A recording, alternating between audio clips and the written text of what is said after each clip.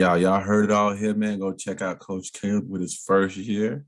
We're gonna have side bets. He can't be a part of the side bets. We're gonna have side bets. We're gonna see when he get his first tech. So I'm willing to bet it's gonna be like fifth game tech. You know what I mean? Hopefully, he go a little Bobby Knight a little bit.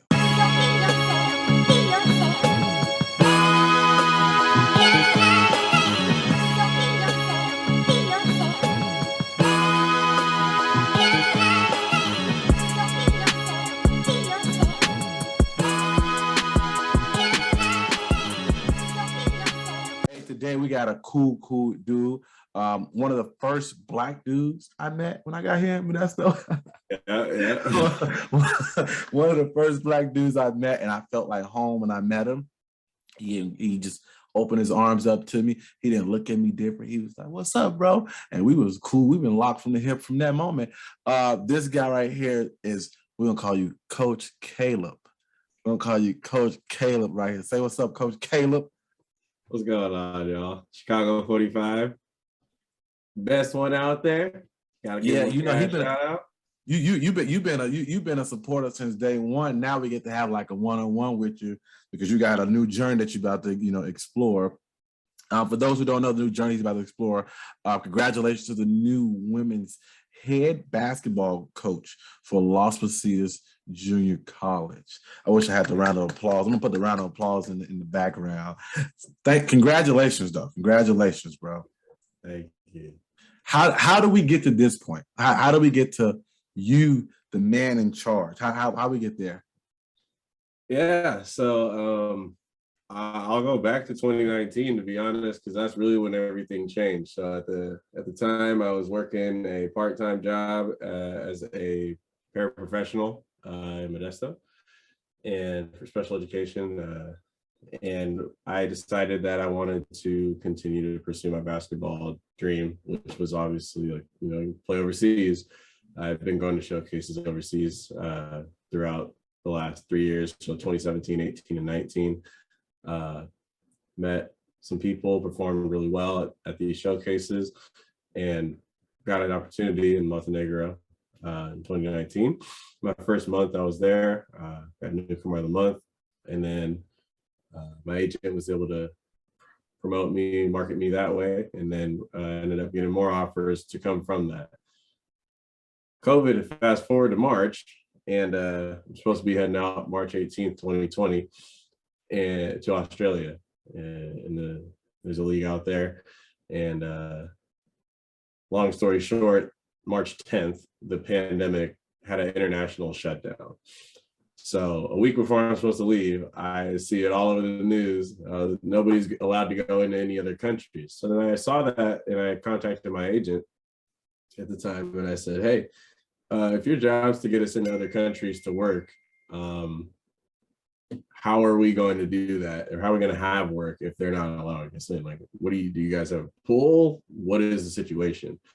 He said he didn't know, and at that moment, I knew I had to go back to school. So got my master's, was a grad assistant at the University of Pacific for women's basketball under Bradley Davis, and had a really good experience there. Those people are like family to me, so I always appreciate them for bringing me in. Amanda Leland, Amy Starr, Amanda Brown, Gianna Lolo Summers, and Lindsay Moore at the time. So from there, went on to how did I get the grad assistant position? My process was in the NCAA, it's a business of who you know and not what you know. I didn't know anybody, so I decided to do it the hard way. There's 32 conferences in Division I, and there's a head coach, and then there's usually 3 assistants that follow under, so 4 coaches on every staff. I decided I was just going to reach out to every school. So you can go to their athletic page and solicit. So I told them who I am, what I'm doing, get my master's, played, all that, and I want to get experience. If I would have sent every message off, I would have sent over 1,600 messages. I got to 752. And Bradley Davis was one of, I think, 12 institutions that actually responded. And the response was it wasn't a yes, it was just a no, or we don't have anything, we're not interested, or yes. I had a possible Yes, and I don't want to name any institutions, but I had 2 operational positions and then that one. Bradley Davis, he jumped at it right away. He's like, you're a local person. We'd love to have you. So I got on board. How did I get into my job at Cal State East Bay following that? Well, Chanel Stiers at the time was the head coach, and I emailed her. On top of all the Division I programs, I also know the lay of the land for Division I, II, III NAIA schools in California. So I also contacted those programs. Division II didn't have a season that year for the 2019 or 2020-21 season. So I reached out to her initially. She was one of the 12 that responded and said, we'd love to have you, but we don't have a season this year. So I followed back with her after my graduate assistant year at Pacific, and she was more than happy to have me on board. I ended up coming in as the second paid assistant, and the believe it or not, the first assistant was actually going to have her last day on my very first day there. So she went on maternity leave and then decided not to come back. So I got grandfathered into a head assistant role in my first year as a paid assistant for NCAA school. And that came with a lot of experience, a lot of long hours, a lot of grinding, and it all paid off in the end. We ended up going 24-3 for the year. We were nationally ranked 10th in the country for Division II NCAA, and we were the number 1 seed for the West region. And for the first time in the school's history, Cal State East Bay and Cal State Hayward, between both names, had never had the women's program be the number 1 seed, nor host the NCAA West Regional Tournament as a host site, which means that we brought March Madness to Hayward for the first time ever. And we got to the Sweet 16 championship game, which is, again, another milestone the school's program had never set before. We ended up losing to Western Washington. That put us out. And Western Washington went on to lose to Glenville in the national championship game. So when you look at it from that lens, the team that beat us went all the way to the end of the roads. That put us 3 games out from competing for national championships ourselves. So we had a great group of girls committed to the program, did everything they could day in and day out to make things happen. And we worked really hard that year. But coming from that, yeah. So what I'm hearing is that you literally knocked on the door, sent emails. You forced your way into these rooms so you could be a part of this, because like you said in the beginning, you didn't know anybody. So this for all the folks out there who don't know nobody and don't know how to navigate or get into these rooms. You got like your own little blueprint of how you go about it. Like, I'm gonna just flood everybody with me. When they come in their office, they're gonna see an email from Caleb. They come in their office, they're gonna see a mail, a letter from Caleb. So you just didn't take no for an answer. You didn't take the thing of, I don't know nobody. What do I do? You just say, I'm gonna force that. So that's like dope as hell what you did right there.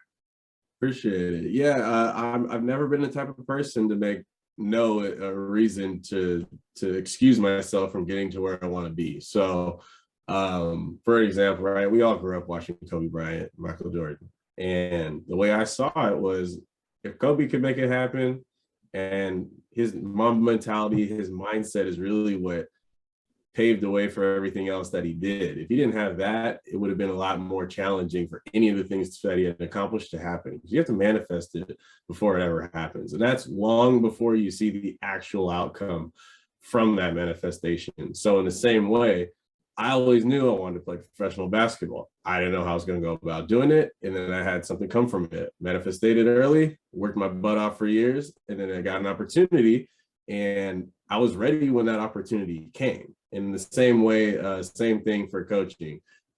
I didn't know who I was going to go with, where I was going to land, but I knew whoever was going to get me was going to get someone that paid close attention to detail. They were going to do anything that is asked of me and then some, because when you are in these offices with these high-level coaches, they ask you, what do you bring to the table? It's not enough for you to just do the job. Anybody can do the job, the operational work, the administrative work. What sets you apart? And I always had a really good niche for finding something. My old coach, Lance Swanville at William Jessup University, they've been nationally ranked now pretty much since we graduated for the men's side. Great program. But when I was there, he said something. He said, he encouraged all of us and implored us to be industrial. None of us knew what that meant when he got there. So we basically said that there's always a way to find a way, and that's being industrial. So if you have that element to whatever it is that you do, you're always going to find success in what it is that you do. So I was able to just be overly prepared for this opportunity at Cal State East Bay. I didn't plan on being the head assistant in year one. I didn't plan on us. We plan on winning. So that all happened. That came to fruition. But yeah, my boss, Chanel Stiers, ended up getting the head coaching job at Cal Poly San Luis Obispo in Division I NCAA Big West Conference. So super proud of her for that. We're pretty close. So I can't wait to see her play this year, come to a couple games, but also from that, I was able to, I caught wind from actually somebody at my last institution had let me know that Las Positas had a job opening. I was like, I wasn't super like, I was like, really? I just got this one. I don't know. It's a head coaching job. Usually you experience. So I wasn't jumping at it right away. It took me a day or two. And I went back, circled back and was like, you know what? Yeah, let's give it a shot. Yeah. So I reached out and I wish I had my binder with me right now. But what I did was I was overly prepared for that interview, the same way that everything else I approached. So there's one way I could have gone about it, right? I could have gone in and said, look, I've only had 1 year of coaching as an assistant. I don't have any head coaching experience at the college level. And, you know, when you look at it from that lens, you can understand why someone would write you off. I wasn't going to accept that. What I did was I created an entire program and I presented that as a part of my interview. And I said, I know exactly what this program needs. I did a scouting report. I knew the league. I knew who won the league. I knew who was going to be coming back in the league. And I had a full-blown binder. It's like this thick, every element to the program that we're going to do there. And it's what we did at a 4-year level compressed into a 2-year system. Presented that to them and blew the committee away. And I got my first opportunity. And, you know, I got that gig and I thought I was going to have a bunch of kids that I inherited. And I had 0 kids when I got the job. And now we have 9 players committed. Now, I got to jump in right here. I got to jump in, right? So with having no head coach experience on the college level, a lot of us is asking, what are you going to bring to a program that's turning over a new leaf, and you're the person in charge? Make me feel comfortable as a person that want to come into your school, because it's hard for me to believe as well too. Like, you have no college head coaching experience. Yeah. But even though you traveled, you went to the D2 and stuff like that, and you played overseas, but this is a different monster because it's all on you now. So I know you said you had a book, but give me, like, you had to give more than a book. So what is the steps? I think what I want to know is, what are the steps that you're going to do to implement those things as a brand new head coach, not just a coach, a brand new head coach of a program? What is Coach Caleb going to bring to this program? Yeah, great question. So our program operates through the lens of empowering women. So basketball is our classroom to teach life lessons. How do we go about doing that? It's through our 4 pillars. The first one is to win at the highest level. And in our case, for California Community College, it's state championship. We're also in the Coast North Conference. So our goal is to win that conference out as well. San Francisco City won it this past season. Our second pillar is to excel in the classroom. So we have a team GPA cumulative goal of 3.6. How we go about doing that is what makes our program unique. Study hall is not what we're going to be doing. So it's very methodical. We are here to educate the girls on how to have time management, how to market themselves with their own brand, how to represent themselves in the institution well, while also understanding what it takes to be successful in the classroom. Our third pillar is to engage in the community. And then our last pillar is to develop leaders in the world through our mentorship program. So those are the core things that make up our program. You don't have those elements to it, you're just going to have a bunch of kids coming in that want to hoop and they have no guidance or direction. So we build everything through that. The second part to your question is how am I going to make everybody believe in what we got going on? So at the 4-year level, I think more so you. Mm-hmm. Say it. Okay, ask it again. Like, how are you going to get people to believe into what you're selling? Because it's not, it's, you know, like you get the John Calipari's, you get the Bill Selfs, you get the Coach K's. What was the lady who passed from the Tennessee Vols? What was her name? Pat. You get those names alone, people just believe in them. You are fresh, brand new, off the wax. Correct. Like, how? You know what I mean? Yeah. So that's a great point. So usually when it comes to what people do as far as their actions go, you tend to believe the person that acts as if their life depends on what it is they're doing.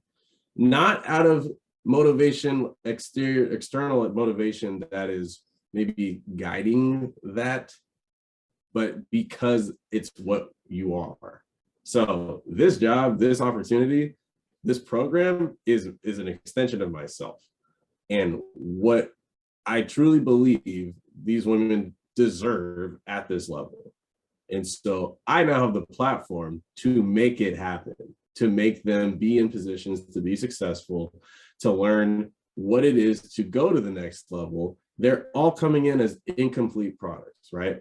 The expectation at a 4-year is that you already are there. We're going to pay you money so that way you can perform and produce for us. That's why we're paying you. That's why the scholarship is here with your name on it. At community college, there's no, at least in California, there are no scholarships. So you got to get it out the mud. And so I'm running with a group of girls that are all getting out the mud. They got a chip on their shoulder. They got something to prove. But the good news is the leader, by example, also has something to prove to everybody that doesn't believe in us, that we do have something for you. So we want you to come as you are. We're a family here, but we're going to make you into something you've never seen before. You're going to access a part of yourself that you haven't necessarily touched in the past. And that's what we have in our program. So there's ways to go about that through financial means and other things to provide opportunities, but it's the experience that they're going to get here. I know what other California junior colleges are doing, and what we have in store for them has not been seen before. Okay. All right. So I got to ask you basketball stuff. I got to ask you, without giving out all the stuff that Los Positas will be doing, I don't want you to give away any secret sauce. Do you like, what is the style of play that, you know, people should be expecting to see when they come to a Los Positas game? What is going to be the culture of a Los Positas women's team? Because you got some teams, you know what to expect year in and year out. Whether it's to go to the state, you know it's going to be pace. You know it's going to be continuity offense. It's going to be that constant thing. Same thing back in the San Antonio Spurs days. You knew what it was going to be. Or a Shaka Smart. You know it's going to be havoc. It's going to be defense. It's going to be what is the makeup? What is the culture? Give us a little insight without giving us too much. Because some other programs may be looking, because they're looking like, oh, it's a new coach. We don't know what he's going to do. So give us a little bit without giving us all. So I'll give you a little bit, and there's two names in particular I want to speak heavily on for a moment. The first one, her name is Miari Garnett. She's out of Fairfield High School. She's going to be one of our leading freshmen this year, and our best defender, hands-on on the perimeter. So you got her to look out for. And then you also got the Max Preps 2019 Player of the Year, Monique Cavness, who's a 5'11" forward, who's an outstanding post defender and an outstanding offensive scorer. So that's just a little bit that I can give. Did you just put a bullseye on those young ladies' back? I might have put a bullseye on those young ladies' backs, but it's just to get them some exposure because they're already on the platform. Okay, say their names one more time for the other teams who ain't here. Yep. So Miari Garnett, best perimeter defender. And I'll say it in the conference, period. Best perimeter defender. Monique Cabness, best post defender in the conference, period. Okay, so it sounds like this team is going to be like real handsy. It's going to be a tough-nosed minded team. Yeah, the word to describe our team this year is going to be chippy. Like we're going to come in with a little bit of something for everybody. Like I said, they all have a chip on their shoulder. They have something to prove, and we're going to show you on defense exactly what that looks like. We are over prepared as far as what we do in the film room and what we do on the court. We know that there's only 5 or 6 ways. I don't know. You're going to have to do your research. There's only a certain amount of ways that an offense can be started in basketball. And that's through a 5 out, 3 out, 2 in, 4 out, 1 in, and then you could change where that person goes. I'm going to just let you figure out what the rest of them are. But if you know how every single offense happens, you know how to stop it. So. Okay, man. Hey, so you from Modesto, are you planning to come back and pluck from your own home city? Yeah, actually, I've already done that. Okay. Yeah, I guess I'll spend a moment to give some flowers away to our next big time player that you're gonna want to keep your eyes out on for. Her name is Daylin Macias, straight out of Grace Davis High School in Modesto, California. She's a class of 2022, and she is a budding flower. I cannot wait to see her reach her full potential. Trust me, you're going to want to see her play, because right now in practice, she's already cooking. But by the time the lights are on and the tip-off happens, we got something for you. Daylin Macias, Grace Davis High School, Modesto, California, class of 2022. Come check her out at Las Positas. She's one of our guards. Okay. So I coach basketball too, right? So I do a lot of homework as far as like how to articulate, how to give out information, how to just communicate with different people, because all coaches ain't good for all players. Correct. So we gotta shape and mold how we are, what we do, and how we say things. Now, what kind of coach are you?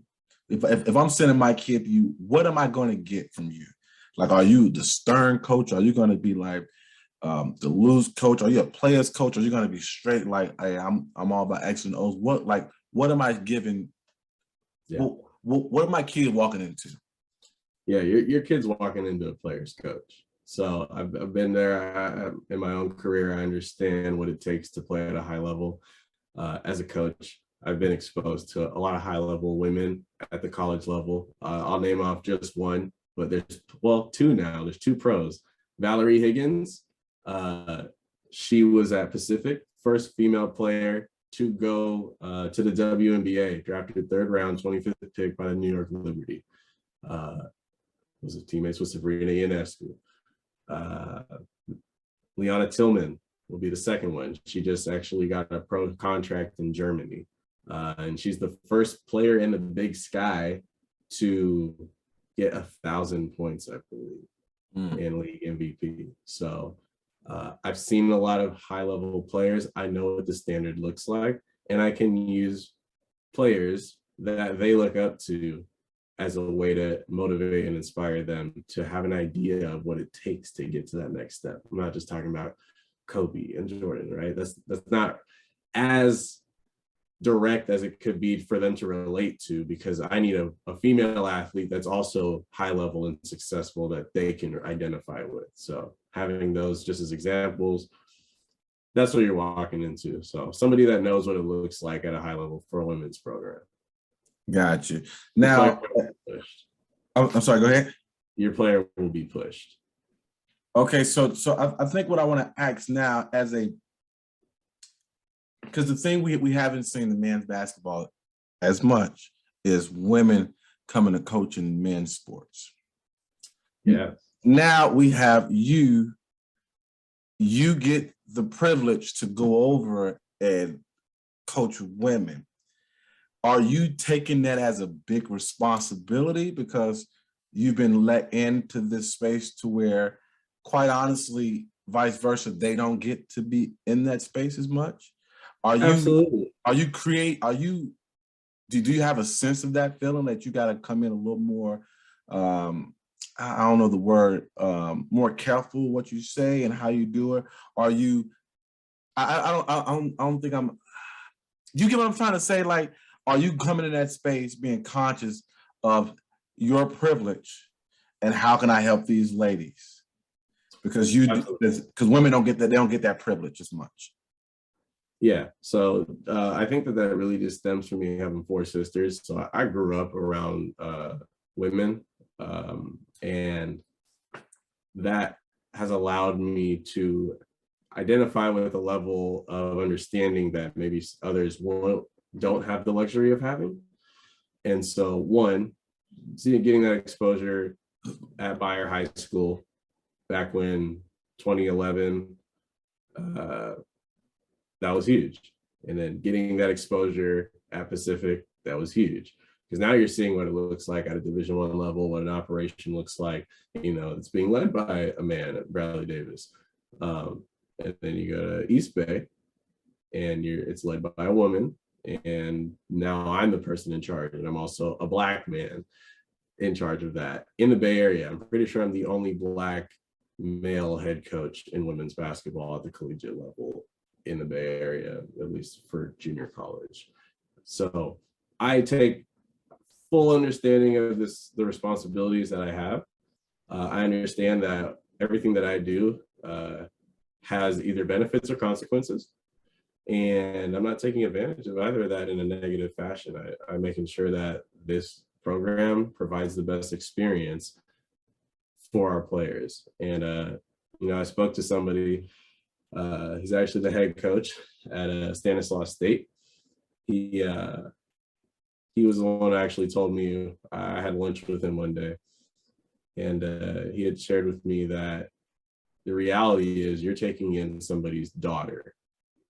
What is going to make them feel comfortable enough to give you their daughter to be responsible for?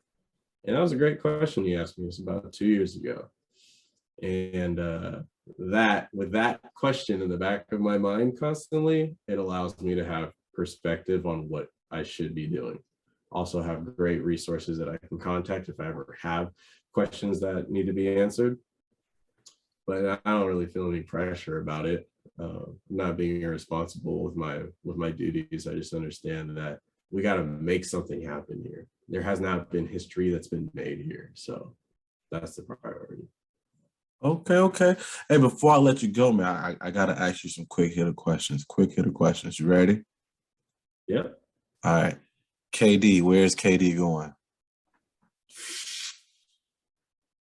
Man, KD, I mean, it looks like Miami is going to be the best fit for him. I don't think he's going to stay with Brooklyn.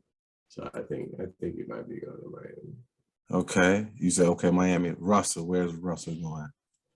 I mean, word around town is he's staying, but I don't know. If they end up getting Kyrie, if the Lakers get Kyrie, Russell's not staying. So I don't know where he's going to end up. No. Donovan Mitchell. Is Donovan Mitchell staying in Utah or he going to New York? It would be in his best interest to stay because he's literally the whole identity of that organization. He's like the franchise player, but I don't think it would be a good idea to go to New York. And more so because they're front office. It's not because of, well, it might be both, but okay, here's my next one. Is Liz done with the WNBA? Is who done? Liz Cambridge. Is she done with the WNBA? Because she's been, it just don't feel like it's been like really, really fruitful for her. I mean, I hope not. Because she's a monster. She's got a lot left in the tank, so I hope not. She's a monster. Yeah. She is a monster. Top 5 WNBA players. From your top 5. Yeah, so I'm going to be very biased with the first 2. So Valerie Higgins, because I personally know her, even though she's not playing there anymore, she did get drafted. So I'm gonna say her first. Second one I'll say is Sabrina Ionescu. Okay. The third, fourth, and fifth. I personally am just going to say the entire Dallas Wings. I'm biased. So I'm a Mavericks fan on the NBA side of things. You can put any 3, 4, and 5 there for the Dallas Wings, and that's going to be who I'm riding with. And that's my bias, human nature talking. Over Angel Wilson? Over Angel Wilson and Kelsey Plum. I love y'all. So we'll give them 4, 3, and 4. But that last spot, I'll give it to Candace Parker? The other Dallas Wings, huh? Candace Parker? Man, you said all time or right now? Just like, because I can want a time list or whatever you want to do. Okay, so I'll be real. So let's run that back. Valerie Higgins, Sabrina Ionescu, Kelsey Plum, Stewie, huh? Stewie, Brianna Stewie. Yeah, man, I only got 5. I only got 5. Is your list? I only got 5. You want to put Sue Bird on there too, and Taurasi? Like I only got 5. I mean, yeah. What's up, son? Say what's up. Yeah, so we'll run that back. Valerie Higgins, Sabrina Ionescu, Kelsey Plum. We'll go. I don't want to be controversial right now. So be controversial. We'll go Sue Bird and Diana Taurasi. Boom. Oh man. That's cool. Cambridge be on there. Candace be on there. I'm trying to stay like young, current. It's your right? list. It's your list. It's like an old school list, right? So we could do. We'll go Lisa Leslie, Candace Parker. Let's go. I'm gonna be biased with Chanel Stiers. Personally know her. How much? On the NBA side, give me your top 5 all time and now. All time. That's currently. Yeah, give me your all time and then give me your current. Okay. All time. We'll go. MJ. Now, before you say anything, now you remember you got daddies who are gonna send their daughters to you. If you say anything bad with this list, they're gonna be like, you know what? Don't trust him, bro. Don't trust that guy. So be careful with your list now, man. These people may see they're gonna be like, you know what? He didn't put who name on there, so you got to be real careful now. Okay. So all time, MJ, Kobe, Shaq. You that, okay. Dirk Nowitzki. Gotta put him on there. Go Mavs. Gotta put him on there. And then this one will just please the fans. So I'm gonna make sure I put this one on the list. AI. Oh, we're not counting that because last time I checked, you don't put AI on the list. It's controversial. Not the. That's your top 5. I'll take mom. I'll put. Your top 5. That's your top 5. No, top 5 now. Yeah, so top 5 right now. Go Mavs. Luka Doncic. You can't argue that one at all. This guy's the Mavs stand right now. He is really, Mavs fan. How you feel about Jalen Brunson? I think that they should have extended. They should have offered him before the season. They did for an extension, but he didn't sign on that, and now he's worth $100 million with New York. So I'm happy for him. I've been watching him since Villanova. So yeah, Illinois kid. So I'm happy for him. Get your money, bro. Get your money, bro. Yeah, it's the only guard posting up right now. I love it. So yeah, so Dirk. You said Luka. Luka. I'll be biased again. My boy is in the league right now. So Gabe Vincent, Miami Heat, number 2. Shout outs to him. UC Santa Barbara product, St. Mary's, Stockton, California product. Give it to him. Who else do we got that's current? Honestly, you gotta go with Giannis. You can't have him not on the list. Who else we got on the list? As much as I wish, we'll put Kyrie, right? Handles otherworldly. but then the last spot's going to have to go to like a forward/big. And so I respect his game. Slander is coming. The slander is coming, somebody. He has not been a part of a program that has allowed his talents to come to fruition yet. So I'll just put I will put Joel Embiid on that list. Not mad at it. Not mad at it. Big Embiid is a problem. Hey, my last question, if I can let you go. When it's all said and done in Los Positas, what you want them to remember you by? Oh, for all the fun that we had. Period. I actually told them this the other day. I said, look, y'all gonna miss me in 2 years. Y'all gonna be talking about it the rest of y'all lives because you're not gonna ever have a coach that's like me ever again. So, you know, it's a level where we want to develop them and we want to make sure that they remember this time. Because there's two ways that you can go at junior college. You can hate it and talk about that forever, or you can love it and you can use those comparisons like, man, my JUCO kind of, that program was kind of like a 4-year. You know? So that's what I want them to remember me by. The fun that they had while they were there. Hey, man, I appreciate you sitting down with me for a little bit, man.